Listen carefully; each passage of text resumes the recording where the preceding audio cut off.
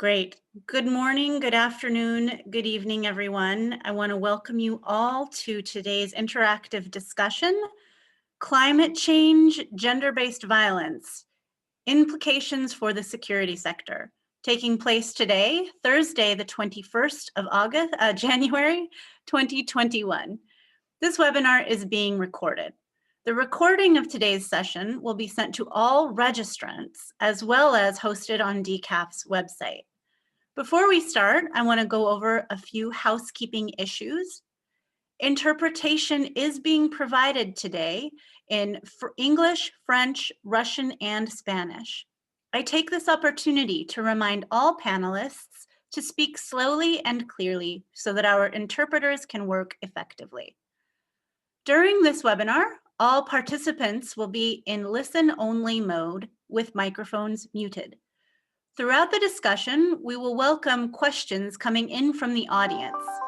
If you would like to ask a question, please use the chat feature to chat your question in, and we will read your question out loud to the panelists for them to respond.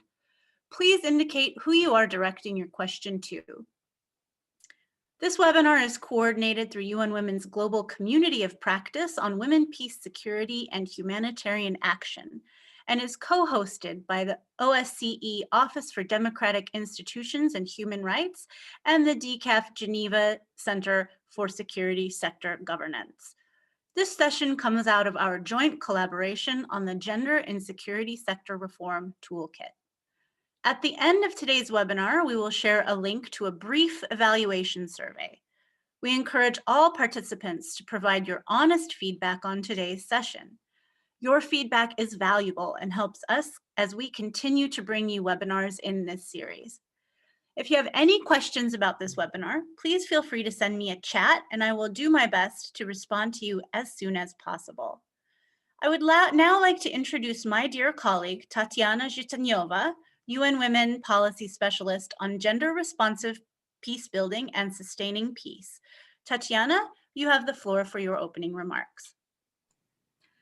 Thank you so much, Natasha, and greetings to everyone. Happy New Year and best wishes for a happy, healthy, and peaceful year ahead of us.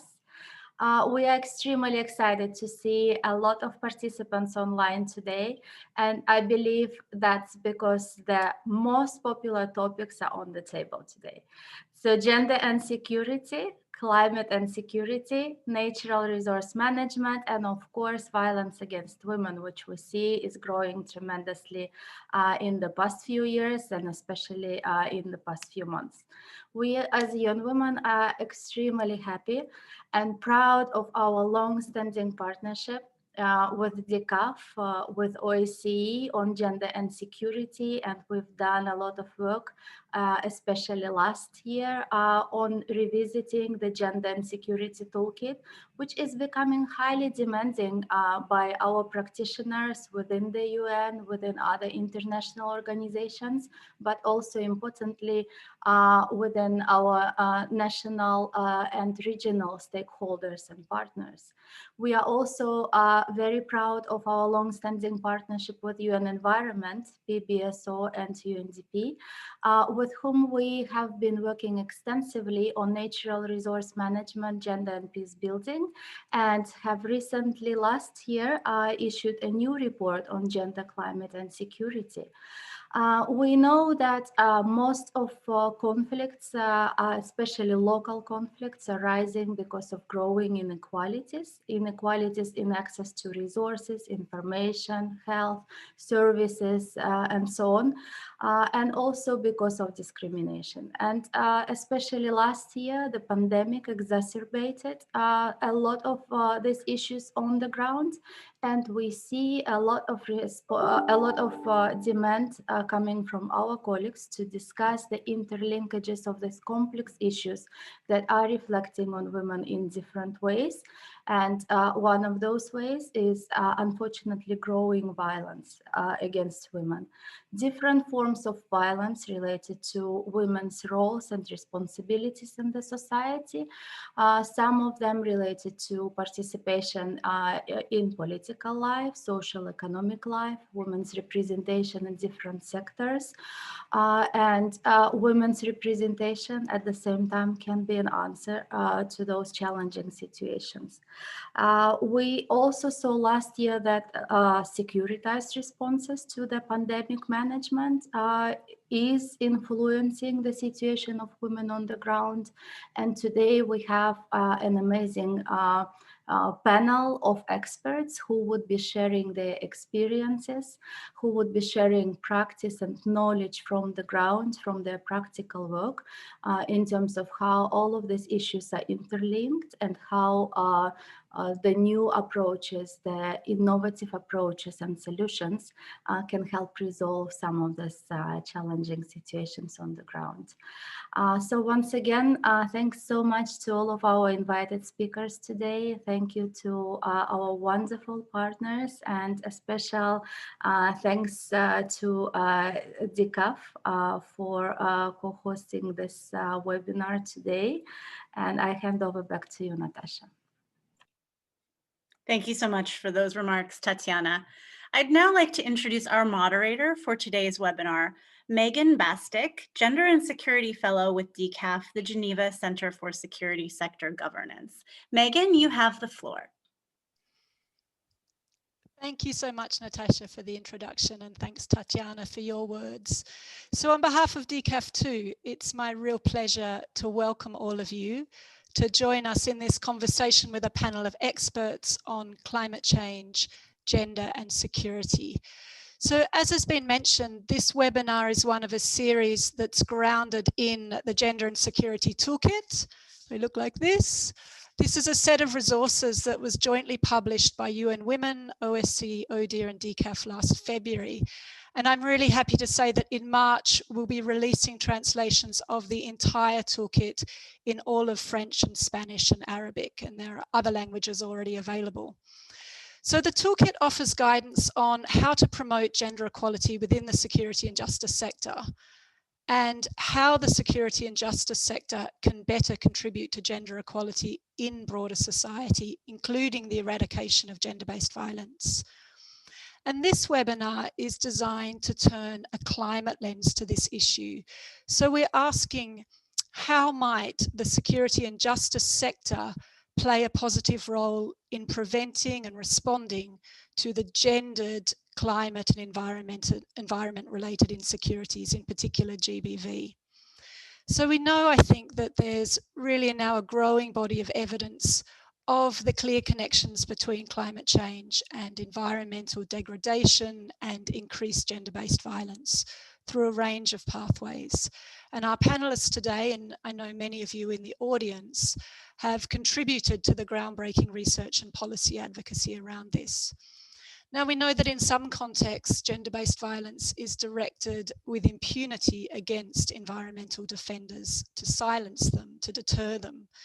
So in some places, the security and justice sector is part of the problem we need to address. But beyond this, can the security and justice sector also be part of the solution? Can they help to mitigate the gendered impacts of climate change, for example? And if so, how can we catalyse this sort of meaningful change? How do we do this within communities? How do we do it at the national level? What role does international policy play? And how can women's voice and women's empowerment be promoted in such efforts?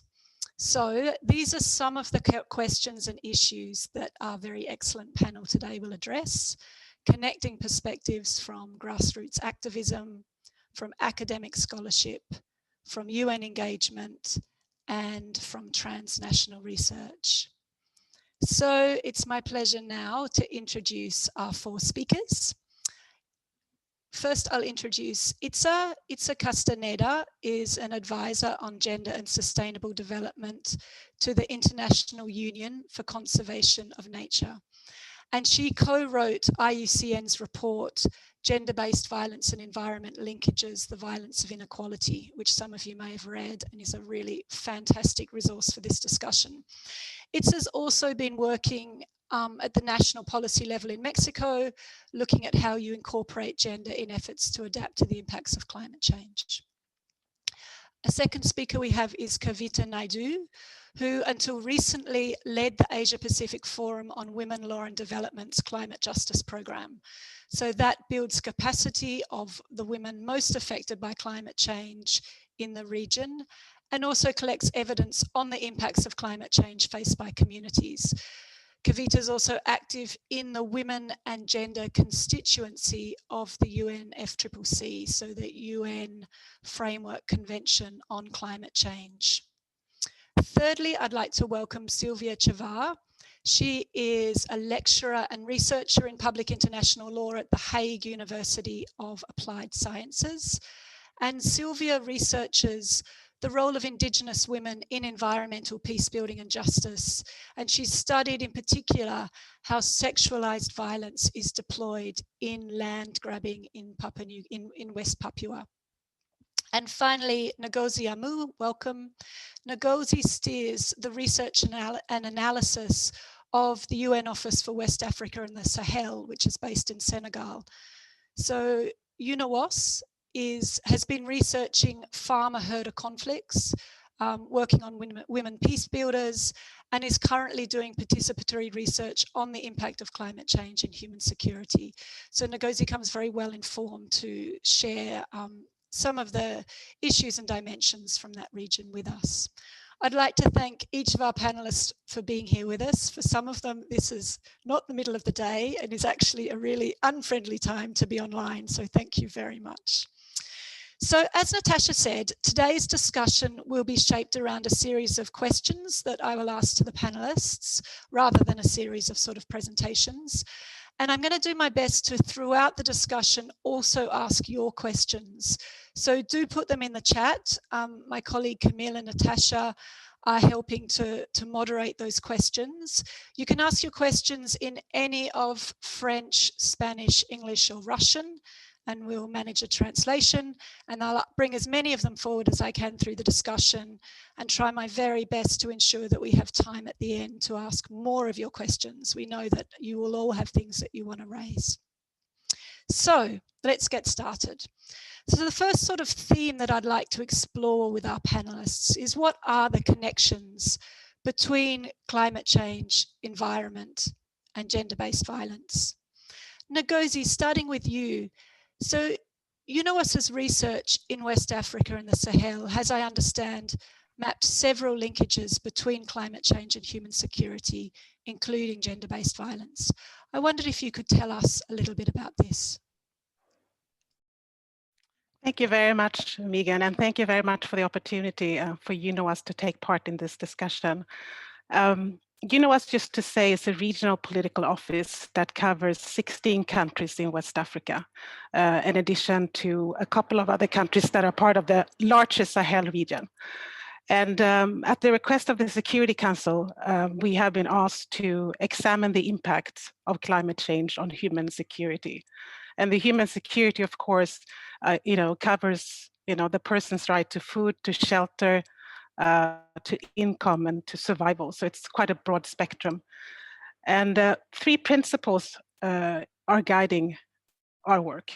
The first one is a regional approach. We are a regional political office, but also I think what's original for this research is that we're trying to link regional policy development with national policy development, and then with operational work at the local level. The second principle is this focus on people, the people-centered approach. I must say that that's also quite new for a political office, where we usually do our analysis in capitals. And then the third would interpillar cooperation. I think most of us in the UN are trying to do that now, to work across sectors. And so we have formed 2 main partnerships, one with the UN system, and the other one with ECOWAS, which is the Regional Economic Commission in West Africa. And then there are a multitude of other partners. And we have carried out so far field work, what we call risk assessments, to look at the impact of climate change on human security in 5 countries in the region, in Senegal, in Mauritania, in Niger, in Nigeria, and Liberia. And what we've done is we have actually, we have based it on the World Food Programme's household survey, and we have asked communities that we have selected about the impact of climate change on their livelihoods in the last decade. So there's no direct question asking how does climate change impact you, but it's more to get the sense of what are the challenges that impacts people's lives. And we have had a specific focus then on gender. And this year we teamed up with UN Women and the UN Working Group on Women, Youth, Peace and Security. And the fieldwork we conducted in Liberia and Nigeria is actually undertaken by organizations part of that framework. And so just to move on to the findings of some of the findings of these risk assessments, we have so far put them into 3 categories. The first one is farmer-herder conflicts. And I think this is probably the most manifest, perhaps, example of climate change dynamics. The second category is social cohesion. And we've seen a sense that social tensions are increasing with the dwindling water and land resources and the increased competition. So in a sense, it's a little bit like the farmer-herder conflict, but this is much larger. It involves fishermen, forest workers, traders. It's about how people can live peacefully together.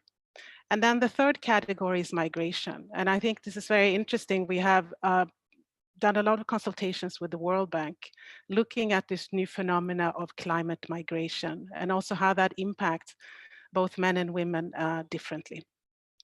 And so in Senegal, Niger, and Mauritania, which is more of the Sahelian countries, we've seen, obviously, because the climate is already a very harsh climate of heat waves, sandstorms, irregular water, water scarcity overall, and soil erosion, that the impact of women and young girls is quite devastating. I wouldn't say, because I know the focus here is on gender-based violence, that our research is much more on the preventive aspect, looking at the risks involved for women and how to prevent such risks.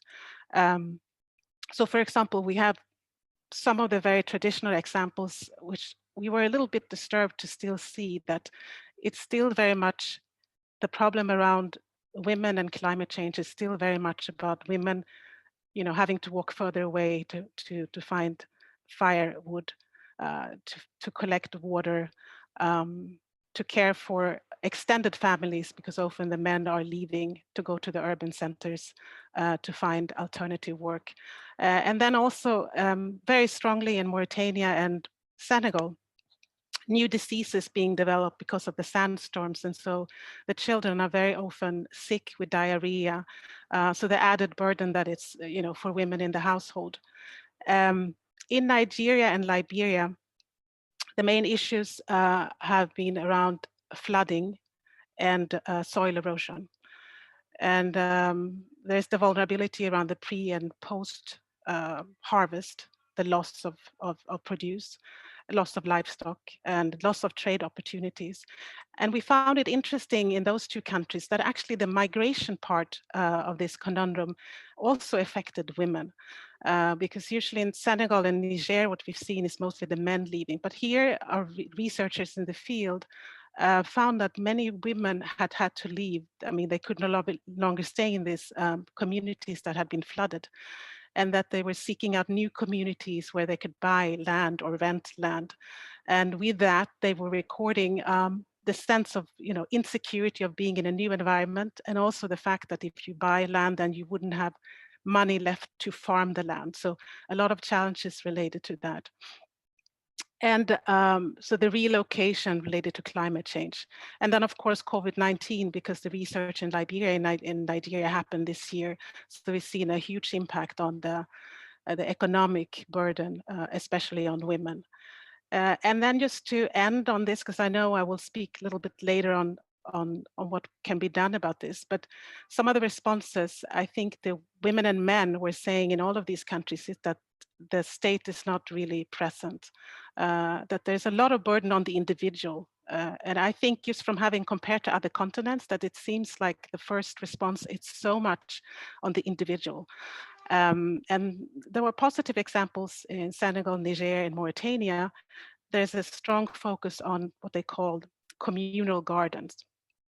And especially the women are coming together to have a sort of joint economy around, all these vegetables and so on. Although we must take, coming from the outside, that seeing this stark impact of climate change and sort of the very basic responses to it, you wonder with the speed of climate change how these community gardens can actually be sustainable, a sustainable response. And then in Liberia and Nigeria, it was interesting to see, but also another extra burden on women that they have to take part also in what happens in these neighborhoods that have been flooded.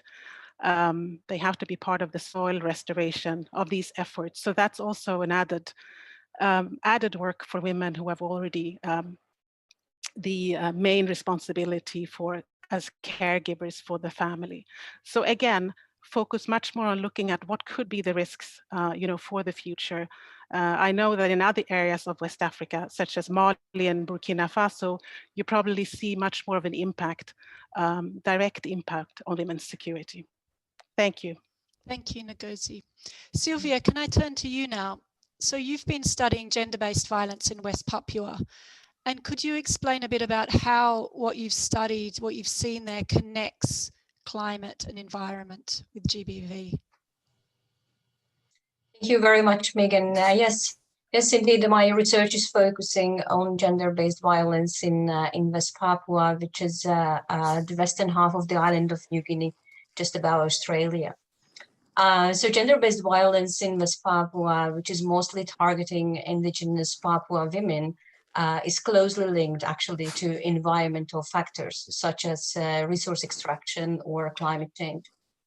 Resource extraction in West Papua must be considered against the backdrop of political instability and also military violence, which violence is linked to access to and control over natural resources.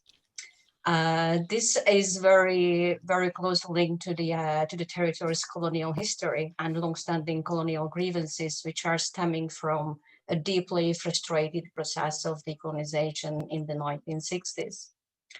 It is this frustrated process of decolonization which has led to decades of violent and racist Indonesian military rule in West Papua, which is targeting the indigenous communities. Papuan descent from Indonesian rule, which has been persistent over the decades but largely peaceful, is routinely met with disproportionately violent action by Indonesian forces, which regularly includes gender-based violence as well.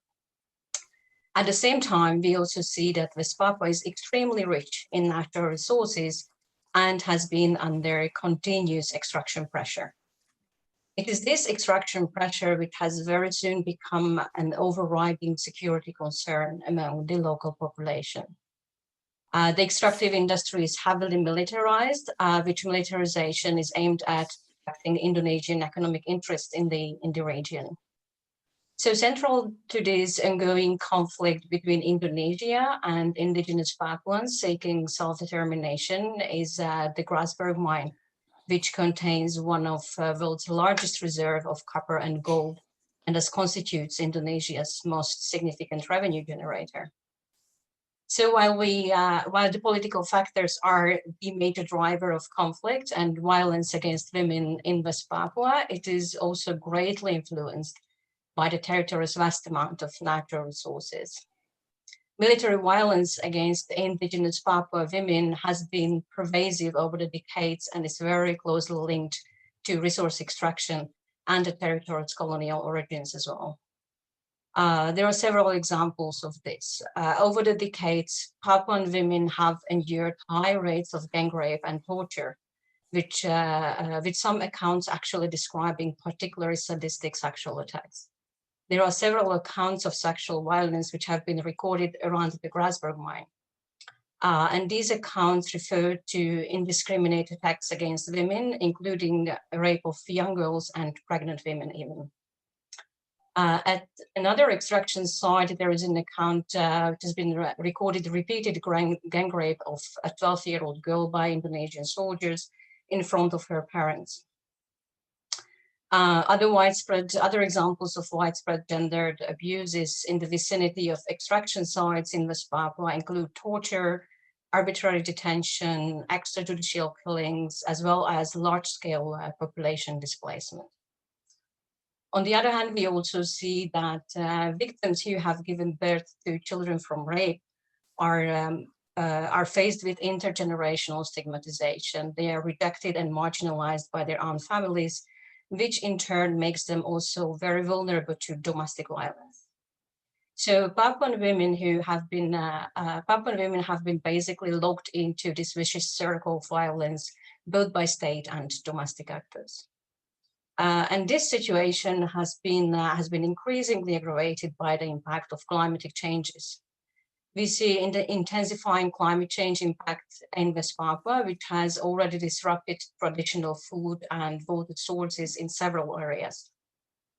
This then leads, of course, to the loss of traditional livelihoods, which has a very detrimental impact on Papuan women in particular, because the health and the well-being of Indigenous women very much depends on access to their native lands and the resources in order to exercise their traditional gender-based roles.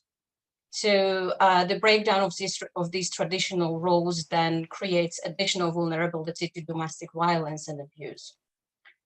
So basically, the extraction industry and also increasingly climate change impact in West Papua intersects with the territory's unresolved political conflict stemming from the colonial times. And as such, it represents a significant contributing factor to violence against Papua women and also population displacement among the community. Szilvia, thank you. Pretty disturbing material that you're describing, but thank you for sharing it with us. Kavita, so you've been working on these issues across the Asia-Pacific region. What are some of the other types of manifestations of these links between climate change and environment and GBV are you seeing with a more regional lens? Thanks, Megan. I mean, you know, I agree with everything that Szilvia has said, because this is actually a very common challenge across the global south, and particularly in our region in Asia and the Pacific. And it is driven by, you know, being in a region with existing gross inequality, poverty, and discrimination against women. And then, you know, we see countries like, you know, Philippines and Indonesia, and recently Thailand, and many others in the region where, you know, they're direct violent attacks against Indigenous and women environment defenders, you know, local communities being displaced, extrajudicial killings, disappearances. And these are actually sanctioned or co-opted by corporations by using the security sector. It's actually the police and the military that are committing this violence against, you know, Indigenous and women environment defenders across the region. And so what we interrogate is that the very system that, you know, promotes this neo-colonial, racist, patriarchal, and extractive, profit-driven economy, you know, and the institutions that are supposed to provide the oversight and the mechanisms to defend and protect human rights and freedoms are the very institutions that have been hijacked by corporations mainly, and also states acting in collusion. And so what we find, you know, aside from the existing poverty, inequality, and violence against women, the climate crisis and now the pandemic is compounding these challenges. And as, you know, as Szilvia has said, and, you know, and Tatiana has said as well, it's like you can see that the violence is increasing epidemically across the region. And we don't have the institutions such as the security sector, which is supposed to provide, you know, the security and the safety and the protection to in fact be the ones that are causing the problems. And so what we find is, you know, women and young girls, you know, being forced into early marriages, child marriages, trafficking, and, you know, what Szilvia has said in terms of just, you know, violent attacks and so forth. And then the finances that are actually being put into, the military industrial complex and, security sector, instead of actually using those finances for, like basic socioeconomic services for women, trying to remove some of these legal, political, socioeconomic barriers for women to actually be able to, have some form of security. And we just don't really see that happening. And that's a huge problem. That we're facing currently. Thanks. Kavita, thank you. You're putting a lot of really key issues on the table, and it'll be good to have a space to come back to some of the points you've raised and look at what we might do. Itzá, I wanted to ask you a more specific question. Some of the work that you've done with IUCN has documented violence against women who themselves work in the environmental protection sector. Could you tell us a little about this, please?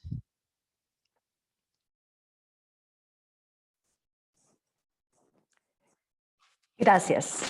Buenos días a todas.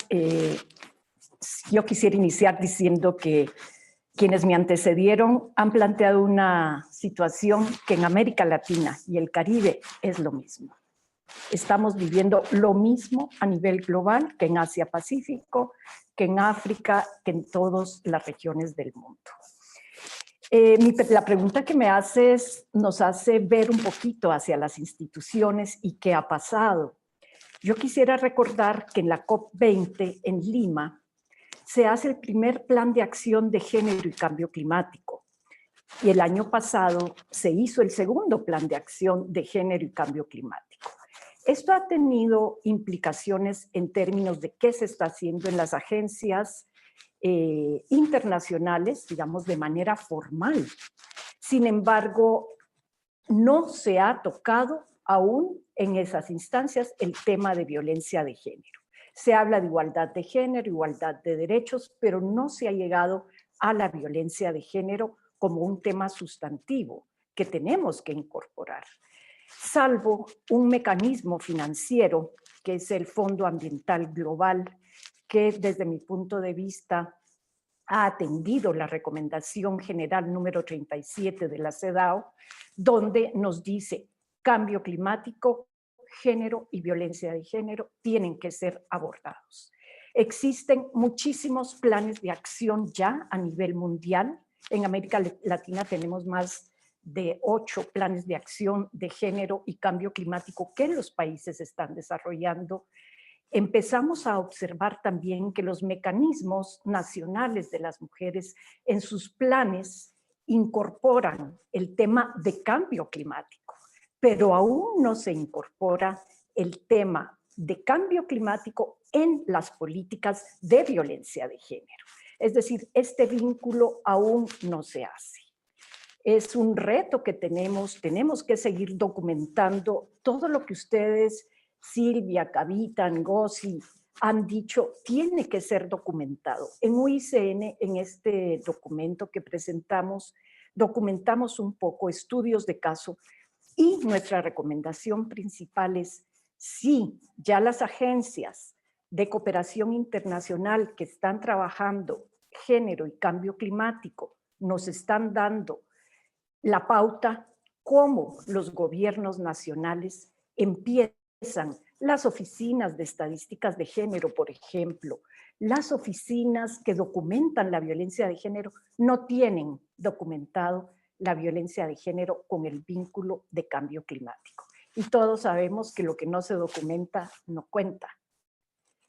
Por otro lado, también ya hay instrucciones muy claras de cuerpos científicos, como el Panel Intergubernamental de Cambio Climático, que también ya tiene un plan de acción de género, no tiene violencia de género, pero es un paso ya, y dice, tiene que abordarse cambio climático y, por supuesto, todo lo que las colegas han descrito, que Naciones Unidas y otras instancias están desarrollando.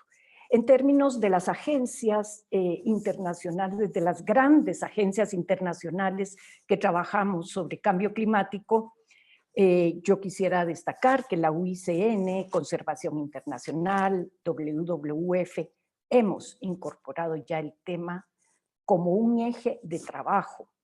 No ha sido fácil, no es suficiente que lo incorporemos, por supuesto hay resistencias, nos siguen diciendo, pero si nosotros somos ambientalistas, eso que lo hagan las otras, o sea, siempre está el que lo hagan los otros.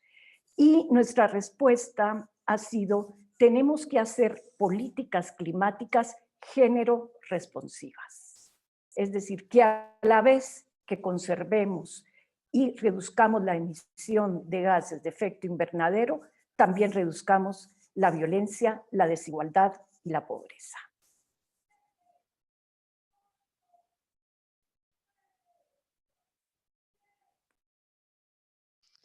Itzá, thank you so much. So we'll come back again to some of the issues you raise as we continue the discussion. I wanted to create a little bit of space to talk about women's participation. So I know within feminist climate activism, the importance of raising women's voices is really emphasized. And in more recent work, perhaps, that has linked the women, peace and security agenda and the climate agenda together, that too creates a sort of momentum to highlight the importance of women's participation in all climate-related decision-making processes. Kavita, I know this has been a real focus of the sort of work you've been involved in Asia Pacific, and I just wondered if you could speak a little bit more about that, like when you look at women's participation in climate-related processes, how does that connect to prevention and response to GBV? Thanks, Megan. I think the short answer to that is that we see that it's not, and that's where the problem lies. So, you know, whether it's the global south or the global north, whether in international spaces, regional spaces, national and local grassroots levels, we do not see the effective and meaningful participation and inclusion of women in these spaces where, you know, climate policies and laws are being developed, where, you know, national plans of actions and implementation is taking place, but without really consulting with those who are directly and disproportionately affected by the impacts of the climate crises. And so the work that we've done as a regional secretariat is predominantly work with, you know, grassroots women in the Pacific region. And we've done that by really using a rights-based approach through this action research, where we call this the feminist participatory action research, which is actually a political tool for activism. It is where we inform and work with grassroots women for them to understand that the climate crisis directly impacts gender security and women's human rights, and that there is a need to demand climate justice. And what we've seen amazing results once we've started working with these grassroots women, is how effectively they've been able to mobilize. And from becoming involved in their local decision-making community bodies, really moving into district and national and regional spaces across the region, we've seen grassroots women out of really conservative patriarchal communities in Pakistan actually speaking in their national parliaments about the gendered impact of climate change, having that space and actually having allies within these government agencies and institutions in the legislature that listen and understand. And the only reason we're able to do that is because we need to ensure that there is a representation of women's voices in these spaces. And similarly, even in COP spaces and so forth, the negotiations are primarily done by, we can see sort of, just Anglo males, basically, because the women, you don't see a lot of like women leaders in these spaces negotiating. So that's a huge problem. And so it's not just a question of women not being equally represented in the global south or at the local and grassroots level, but it's the same problem that exists in the global north, where your entire security sector is predominantly a male dominated industry, where you don't have women, where you don't have female security personnel, even in things such as, DRR, or, in evacuation shelters, or even with the police. And this is where I think this whole narrative of what gender equality means is a lot deeper than simply having a gender perspective or, gender inclusion as a language in a policy document. It's really a question of how is it being implemented, and really advocating and demanding that this be a question of gender justice, really. We're just out of time in trying to still fight on the whole equality and inclusion when really it's a question about justice, because that's the demand right now. It's how do we tackle this without having the women in these spaces helping make and lead the decisions that are directly impacting them.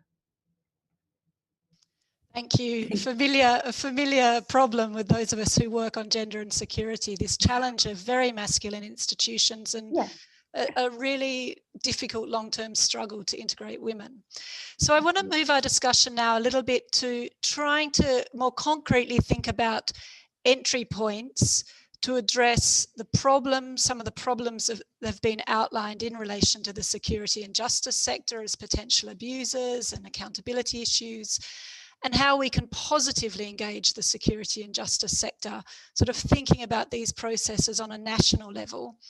Starting with you again, Ngozi, from your research in West Africa, can you propose some ways that the security sector could engage more constructively in meeting these sort of climate-related security needs?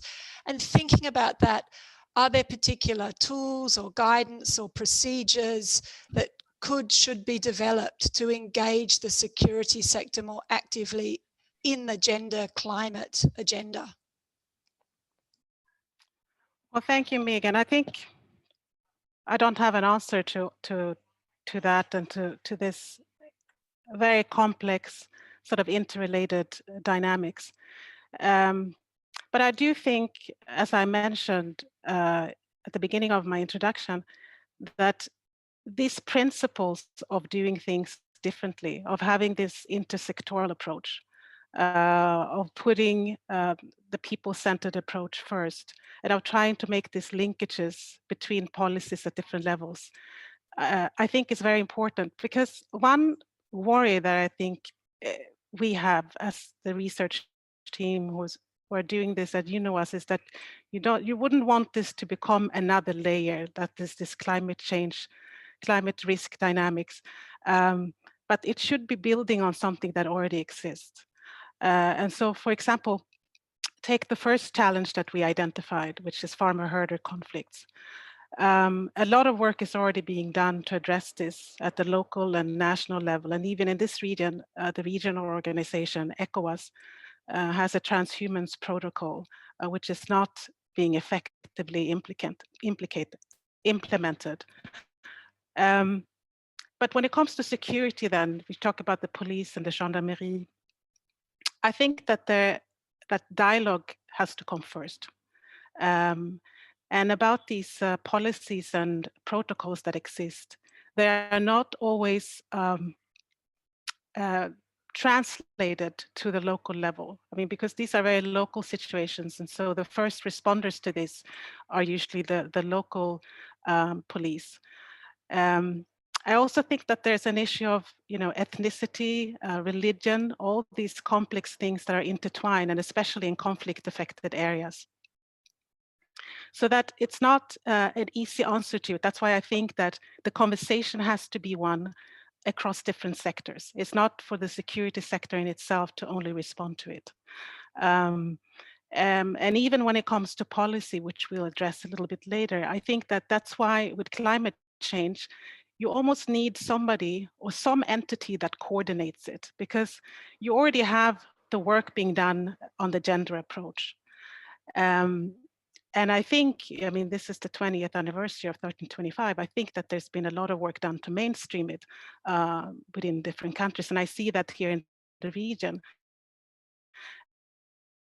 And, with this ability to And maybe our other panelists can share more examples of that. Who should be, what entity should be the one who brings this forward? Because let's say the security sector has already been educated on how to approach these issues from a gendered perspective. And now we are introducing also the climate change aspect. So I think, it should come from the same source. And so, for example, I gave the examples of Mauritania. In Mauritania, one of the climate security risks was this rural-urban migration.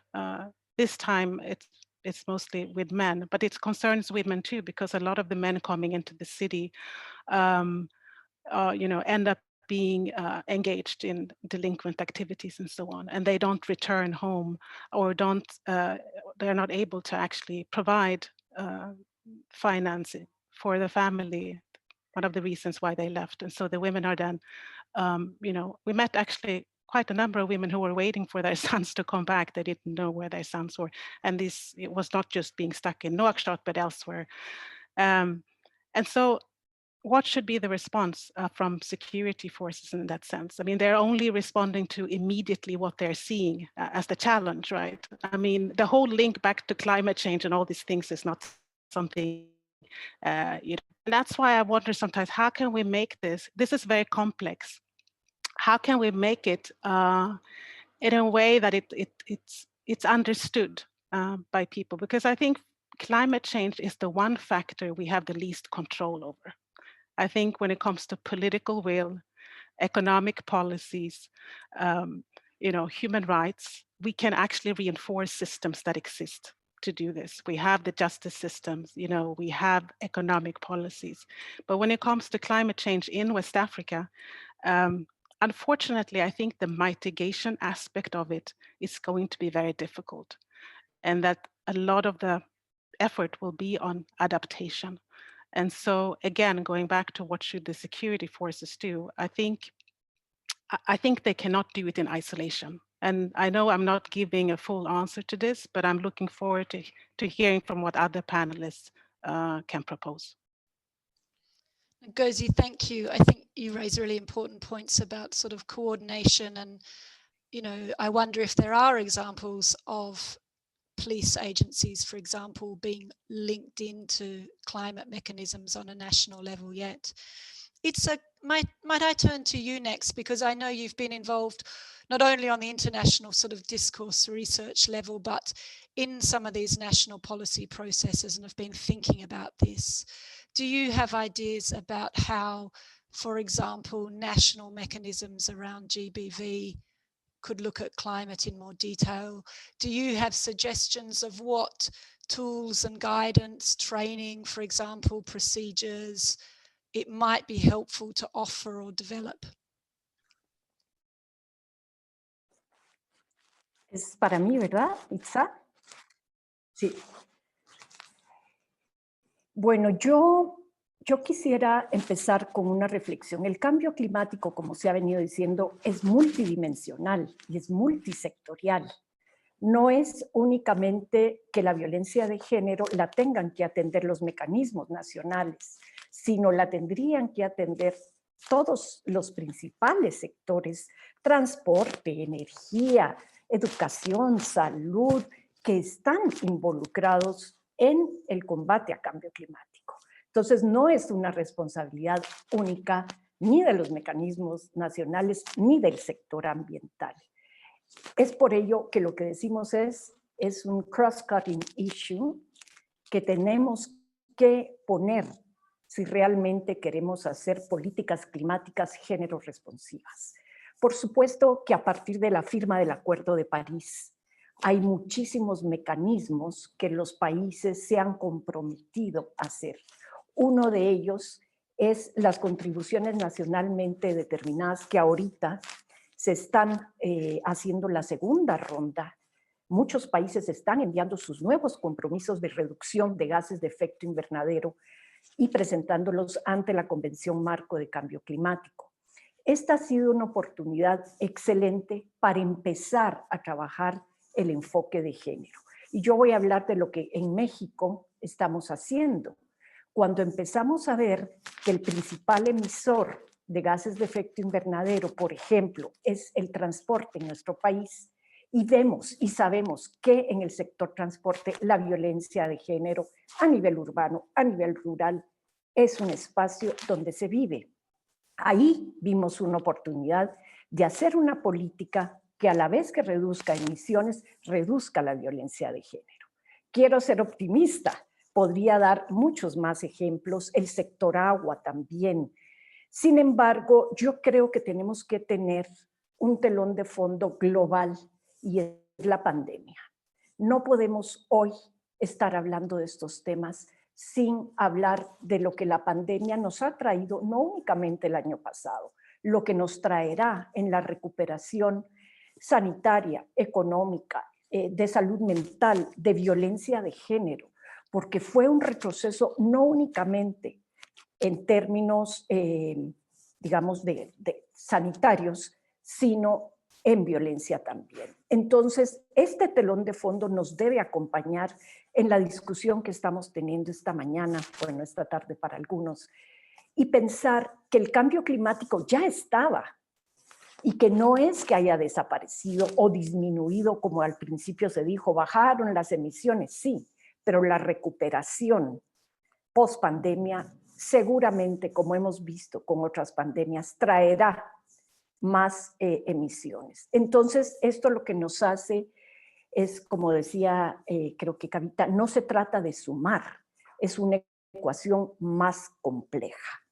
Respecto a qué se puede hacer en los mecanismos nacionales, pues sí, hay obligaciones frente a las convenciones, frente a CEDAW, frente a la Convención Marco de Cambio Climático, y los países tienen que atender esas recomendaciones que ya están diciendo, haga sus políticas con enfoque de género.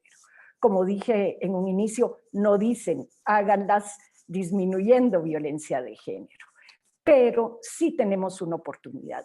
Y yo lo que quiero también resaltar es que son las organizaciones de la sociedad civil quienes han puesto esta agenda.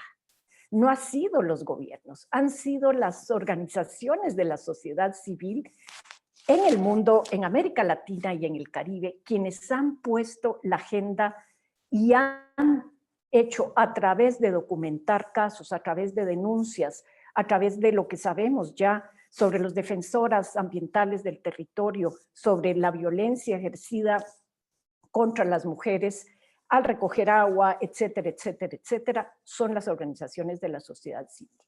Entonces, en este nuevo esquema global y nacional y local, esa conjunción de trabajo, sociedad civil y gobierno es cada vez más urgente. No podemos seguir diseñando políticas públicas, contribuciones nacionalmente determinadas que salieron desde mi escritorio, porque así fue, desde nuestros escritorios, sin tocar las bases. Claro que la pandemia y el estar confinados nos ha limitado a eso y nos va a seguir limitando este año y no sabemos cuánto tiempo más. Entonces, ahí la creatividad de cómo desarrollar políticas públicas es un reto. Yo no tengo ahorita la respuesta porque además esto tampoco es una receta para todos los países. Tenemos estados frágiles, estados fallidos, donde esto no se da, no se va a dar tan fácilmente. Entonces, pues sí, es una ecuación compleja, no imposible, tenemos que articular más y por eso yo felicito este panel para que sigamos y por supuesto a las personas que están participando, requiere de pensar de manera conjunta cómo avanzamos en este camino. Thank you, Itzá.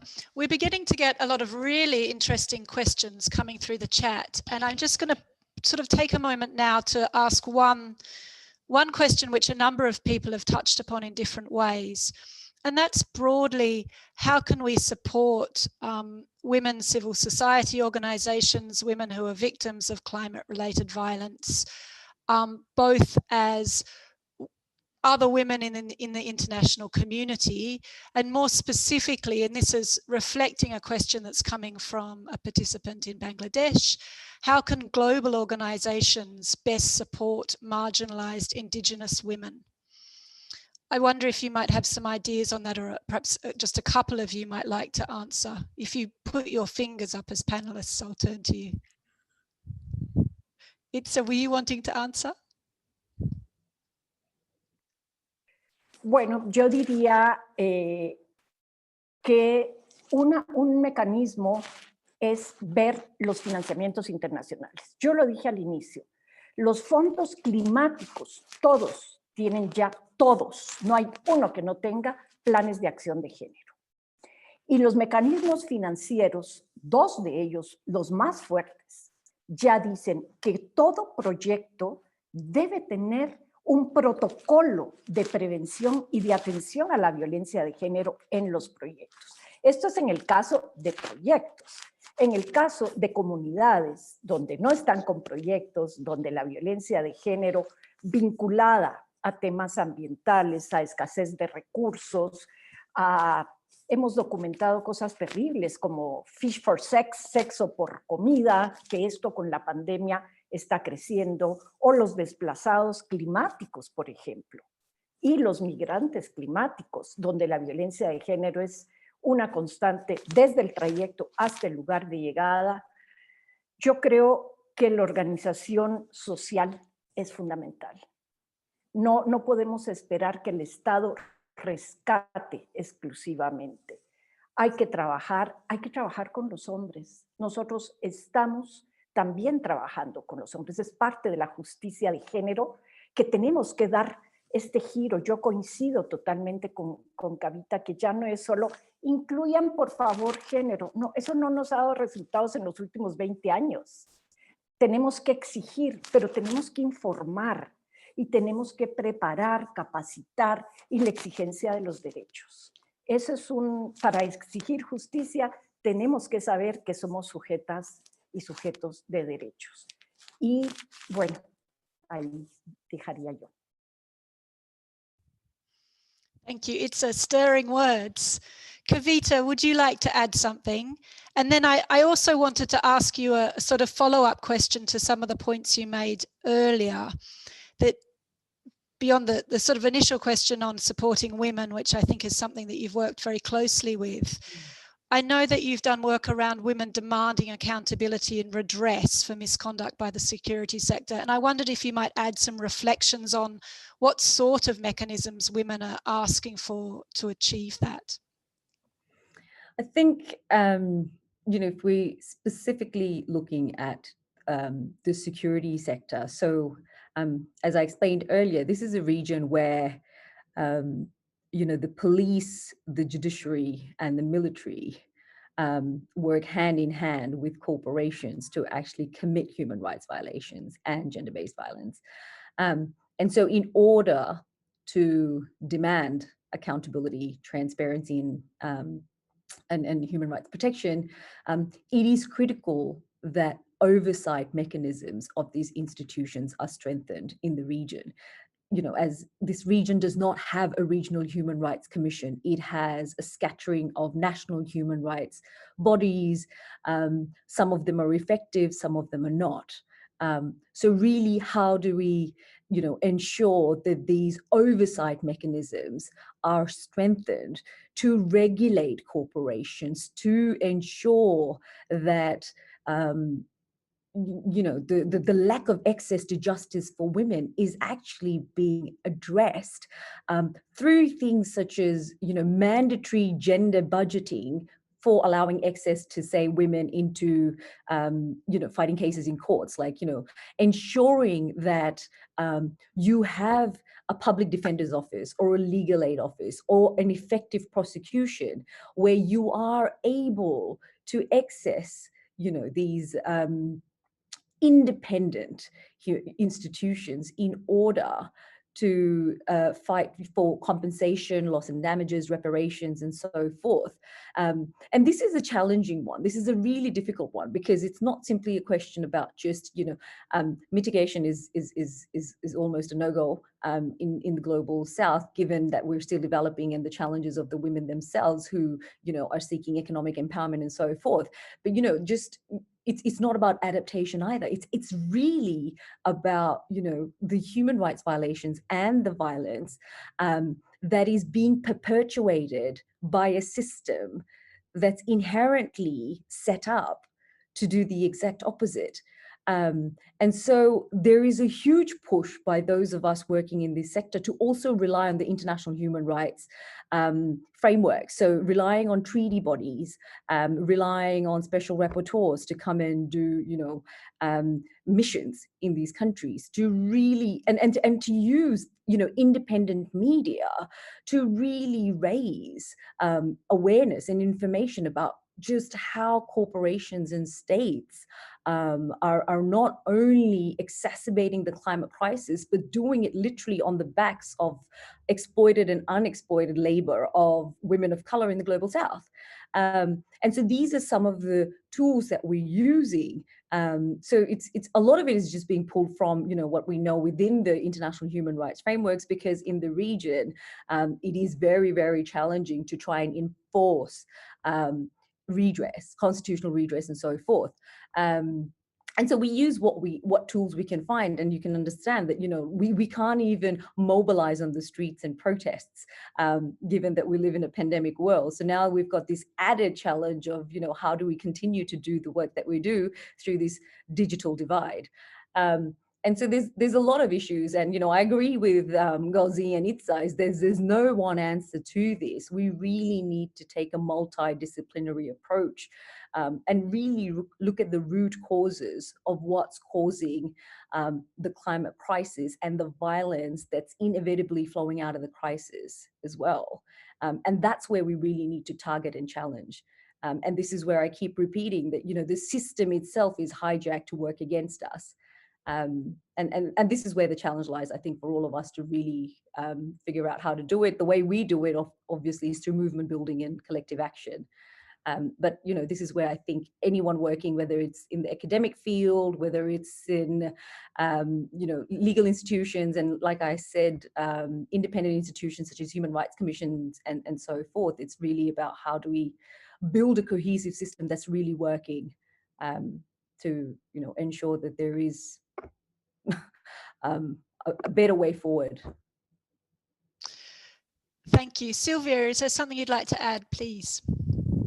Yes, I would just thank you very much for these comments, Kavita. I couldn't agree more with all what you have said, and I would just really like to highlight and emphasize the specific situation, the specific context in West Papua itself, because part of the problem remains that it's a short boat ride away from Australia, but it might as well be the dark side of the moon.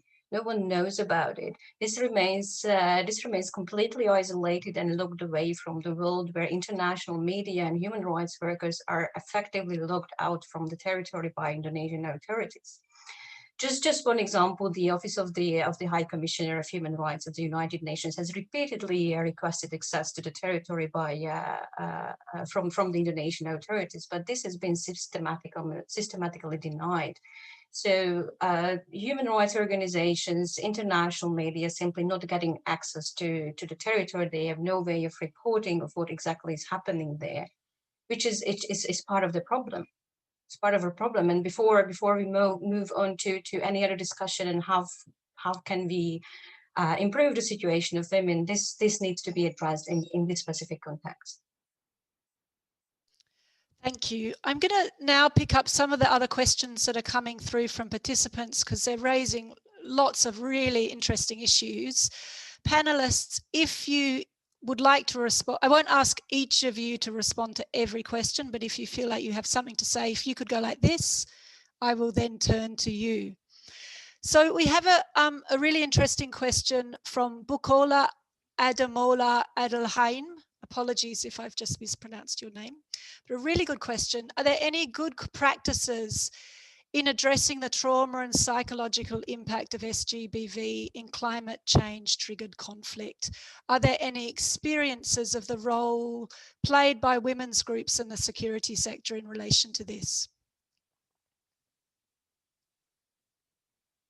Okay, I'm going to ask a few questions because then it gives you a little bit of time to mull over. My colleague Merkel Fernandez has asked about early warning systems for violence. So for example, in Colombia, there are early warning systems have been established within the security sector. Have any of these been, or similar mechanisms, been oriented towards climate change and insecurity? Are there examples of local governments, local security committees that have been oriented towards climate change?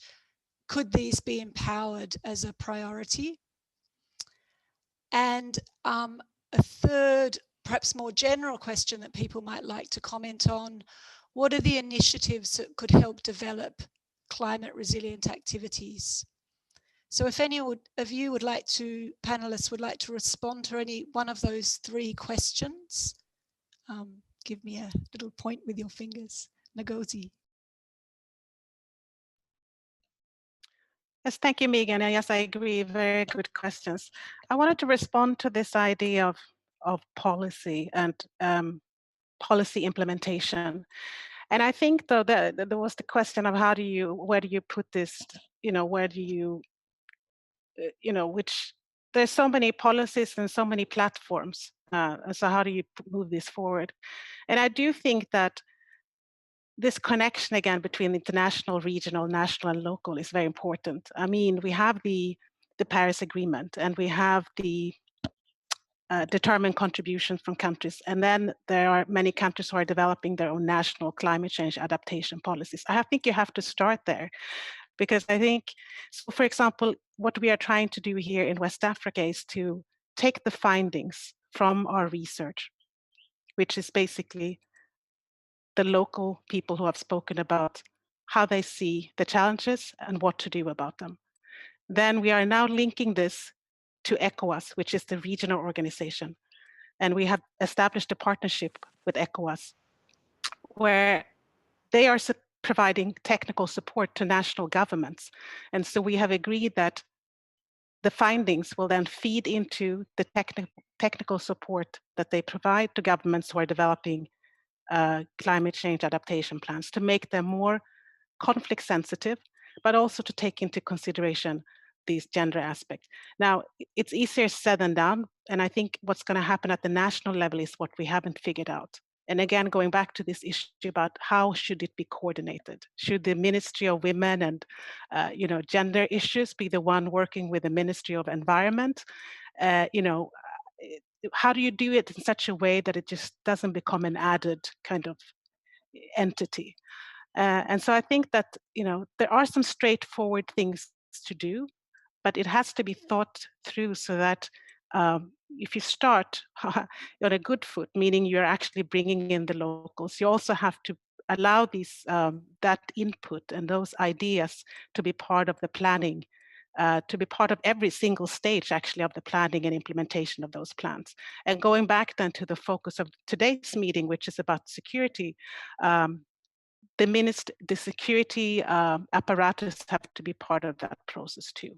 And just to end to say that I know that in Nigeria, for example, they are currently reviewing the National Climate Change Adaptation Plan, and they have included the National Security Advisor as part of that process. And I think also that with UNDP and UN Women are also involved.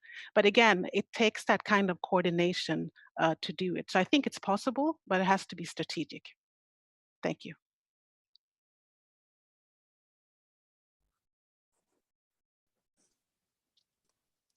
Itzá, did you want to? Yes. Sí, muchas gracias. Yo quisiera decir tres cosas. Primero, para Pamela y para todas las participantes, todos los participantes, el reporte que hicimos sobre los vínculos sobre violencia de género y medio ambiente ya ha sido abordado el tema, Pamela, de Costa Rica, que tú preguntas sobre pérdida de biodiversidad y violencia violencia de género. Ahorita voy a ponerles el link y si no, Megan tal vez me ayuda. Ya está en español, inglés y francés. Pueden leerlo porque es uno de los capítulos más importantes sobre uso, acceso, manejo y control de la biodiversidad y violencia de género. También yo quisiera decir que sí hay organizaciones de la sociedad civil que están tomando ya acciones. En ese documento tenemos un estudio de caso de un grupo fabuloso de mujeres que se autodenominan Akashinga y son defensoras de áreas naturales protegidas.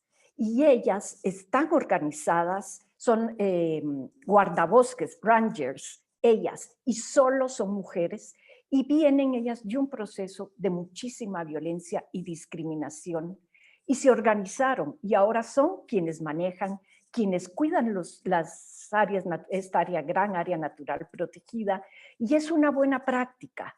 En el libro documentamos buenas prácticas, sí existen. Yo quiero dejar esta buena noticia, sí hay buenas prácticas. Estamos también en UICN asesorando, acompañando varios proyectos sobre violencia de género y medio ambiente. Los pueden encontrar en nuestro portal. Y también quiero poner a su disposición, aprovechando que tengo la palabra, la creación de un centro sobre violencia de género y medio ambiente que estamos haciendo. Invitarles, por favor, a que nos sumemos. Ya dijimos que es una ecuación compleja. Es el Centro de Conocimiento sobre Violencia de Género y Medio Ambiente que estamos creando en UICN. Estas son buenas noticias y lo dejo para que sigamos trabajando. Gracias.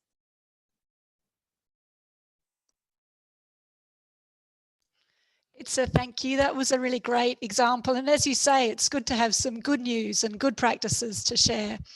I wanted to share a couple more questions from the participants to invite any of the panelists to address them. One from Debasmita Boral, who thanks you all and notes that from the aspect of project work, adaptation and mitigation funded by the climate funds, and mentioning GEF, GCF, Adaptation Fund, how can we better ensure that there are actually projects and pilot activities that allow gender mainstreaming to gain new ground? Are there good examples of projects within these mechanisms? How can we convince national stakeholders and accredited agencies to allocate funds and pioneer this type of work? And then the second question that I wanted to share for your reflections comes from Dr. Claire Duncanson, and she asks, is there any possibility of achieving human security, including security for women and a biodiverse and flourishing natural world, without transforming our economic system of extractivist capitalism? Big question. And what role can the security and justice systems play in that?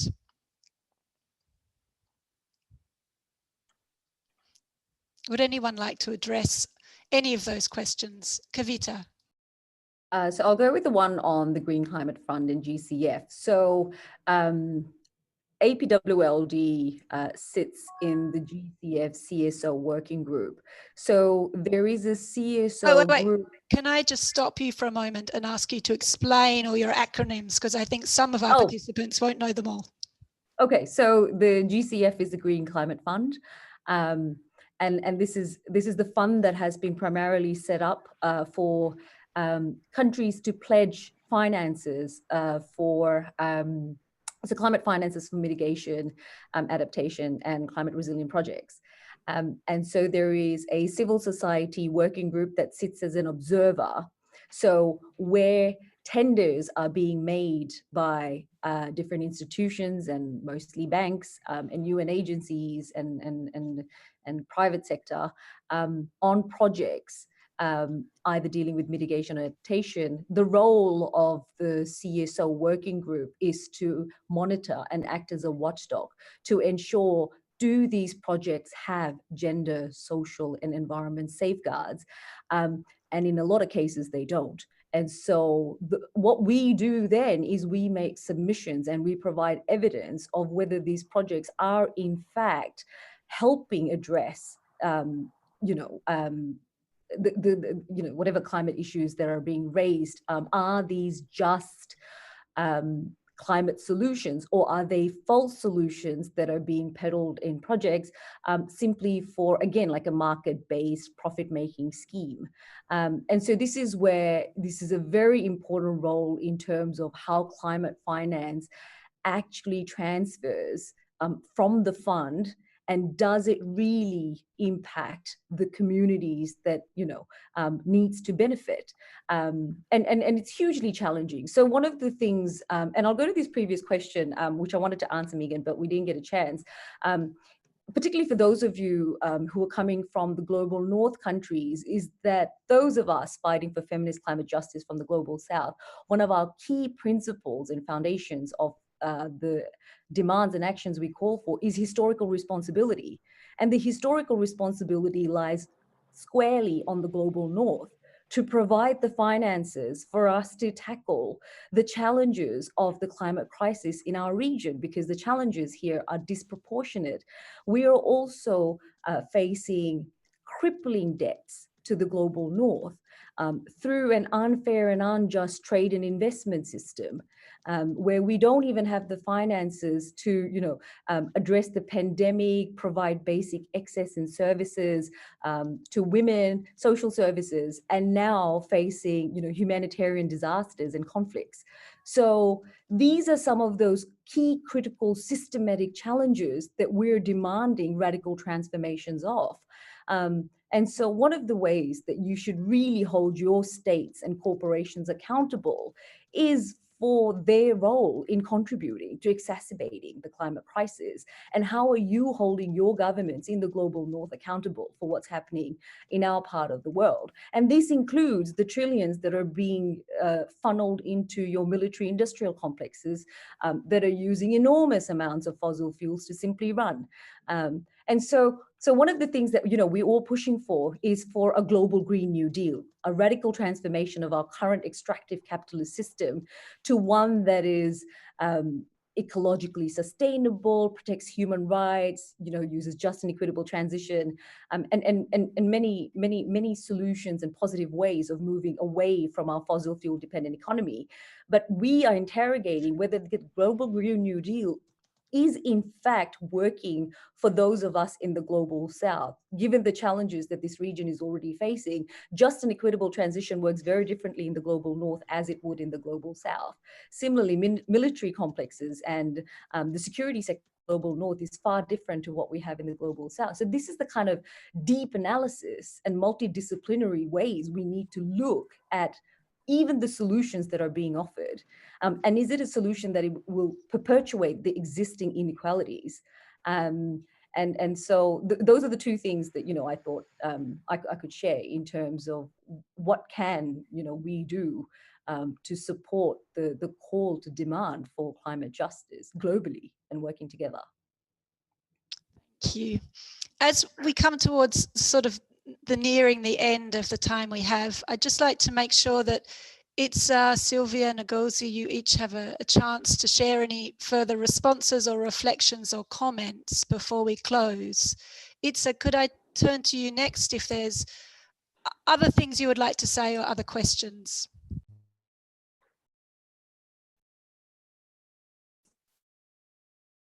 Gracias.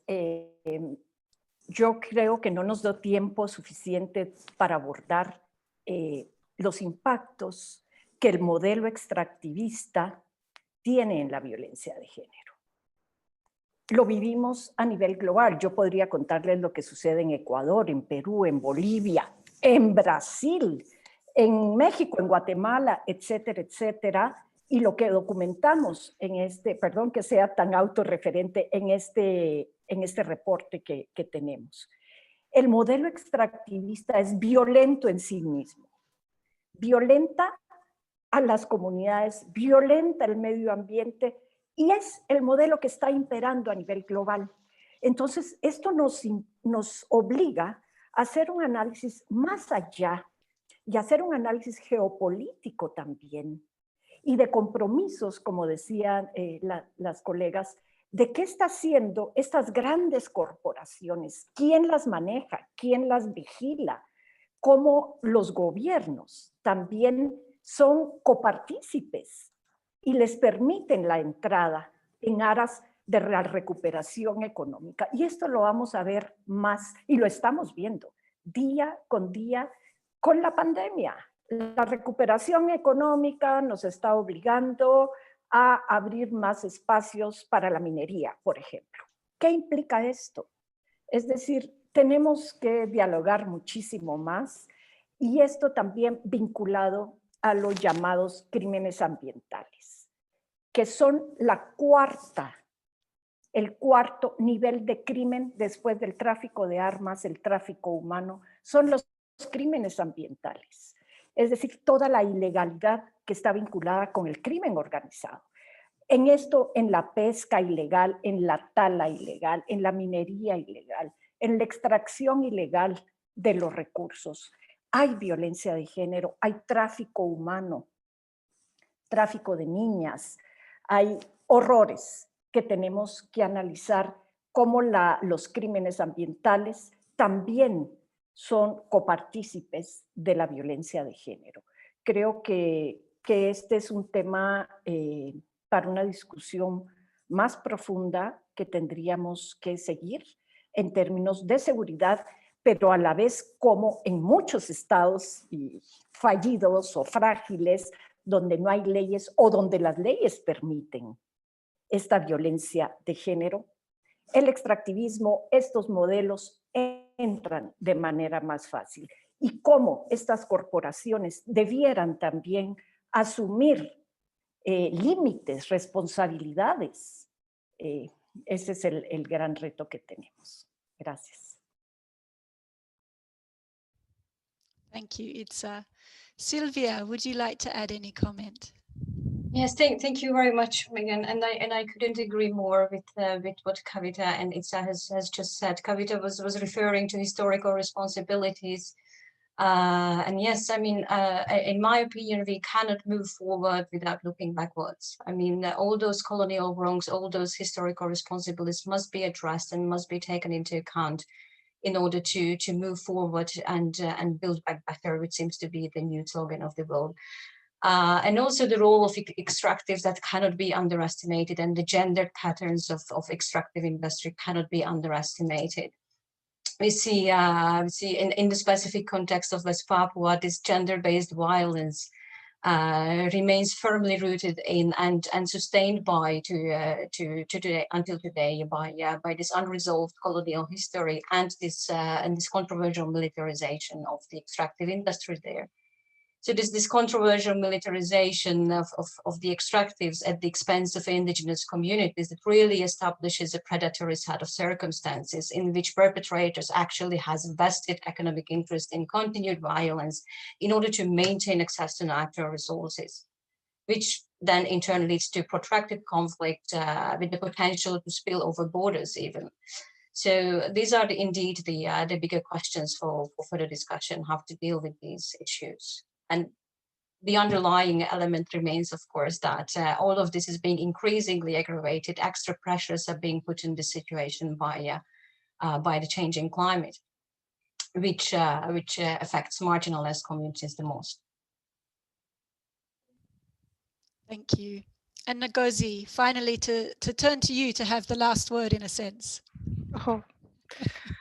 Well, I've learned a lot. This has been fascinating to hear from other continents, and it strikes me, I mean, there are similarities, but there are also a lot of differences. And I just jotted down 3 points here. And I think that the first one with this paradigm shift that is needed, you know, for a green economy, it's complicated too. And I can understand that in Latin America, it's they've already sort of gone through a period of addressing this. And unfortunately, in West Africa now, there are a number of countries that are just, discovering oil and gas, and they are trying to introduce these extractive industries. and they have been told that you should focus on green economy, but for them, they feel like the developed world was able to do this, and now it's our chance. But I think there are many lessons that can be learned from Latin America and other parts of the world. How should citizens in this part of the world organize themselves for countries where these industries are just starting?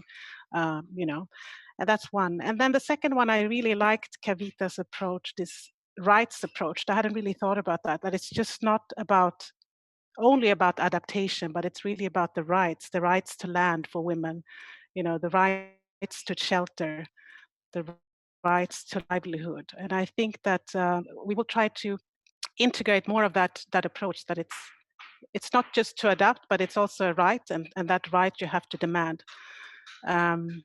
That's important. And then the third one, I think, for this idea of good practices, because I wanted to end on a good note too. I think that there must be so many good practices in terms of women coming together and doing resilient agriculture and resilience, against climate change. And I've seen even in some of the UN Women's reports on this. I wonder what efforts are done to scale this up. And also I say that because there are some examples, for example, in this region, there are examples of communities that have been able to plant forests, and they are actually become real large landscapes just full of forests. There are possibilities, but it requires innovation and technology. And we haven't really had the time to discuss this, but I think this is an area too that there is a lot that can be done, especially with the youth, that in this region the youth unemployment is so high, but there's an opportunity to engage the youth in this green economy, especially, and also then young girls to do this in a way that is very positive. But we have to capitalize on some of the existing knowledge, traditional knowledge, and also innovation. What more can be done in this area? Thanks. Ngozi, thank you so much. And thank you, Szilvia, Itzá, Kavita, to all of you for being part of this discussion. I feel like my own head is spinning a bit, but in terms of the question we began with of what does this mean for the security and justice sector, I think we have come up with some quite constructive suggestions around coordination and planning mechanisms, for example, around perhaps learning from the experience we have of participation of women and community security approaches and how these could be linked to climate. But we've also sort of uncovered this tension around relying on the state and recognizing the problems of militarism and our extractive economic system and the complicity of the state in that really leaves us with these big challenges about how we think about security and justice actors as positive, but also challenge them to be part of these new paradigms around global justice and sustainability. Certainly from the DCAF side, we're quite early in our thinking of where to take this work forward. And I very much appreciate this sort of opportunity to bounce ideas around. And I really hope all of you, not only our panelists, but you in the audience who are listening and actively engaging, I hope there are ways that we can continue to engage with you and continue to find positive ways to work together on this. So I very much thank all of the participants for being here as well and for asking your questions and for sharing resources in the chat. As you'll see now, as we come to the end, Natasha has very kindly shared a short survey for you to evaluate the webinar. And it would be really great if you would do that. It's very helpful for us. And it's also a way that we collect your ideas about what we should focus on in the next webinar. So the next one will be in March. Generally, we do them every 2 months.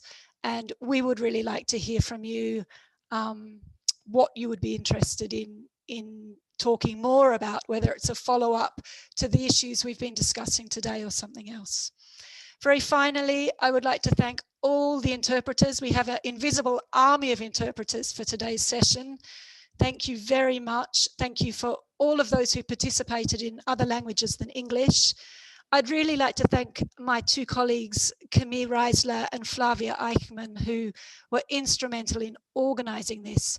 And finally, Natasha from UN Women, who is the sort of the linchpin of this whole series of webinars. So thank you to the many people who made this happen. And thank you very much again to our fantastic panelists.